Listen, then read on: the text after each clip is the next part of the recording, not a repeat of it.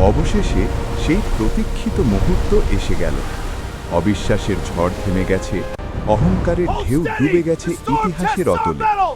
দিগন্তে ভেসে উঠল জুদি পাহাড়, রহমতের ঠিকানা, নিরাপত্তার আশ্রয়।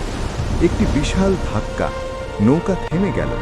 কিন্তু এটি ছিল না কোনো ভয়ের আঘাত, এটি ছিল মুক্তির স্পর্শ। নূহ আলাইহিসসালামের ঠোঁটে ফুটে উঠল কৃতজ্ঞতার হাসি।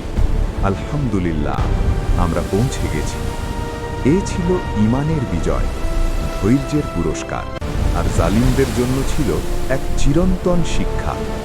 গায়েবী আহ্বান ভেসে এলো আকাশ থেকে, জালিমরা নিপাত যাক। যেখানে সত্য টিকে থাকে সেখানে মিথ্যা বিলীন হয়, যেখানে আল্লাহর উপর ভরসা থাকে সেখানে শেষটা হয় শান্তি আর নাজাতে। তোমার উপর এবং তোমার সঙ্গীদের উপর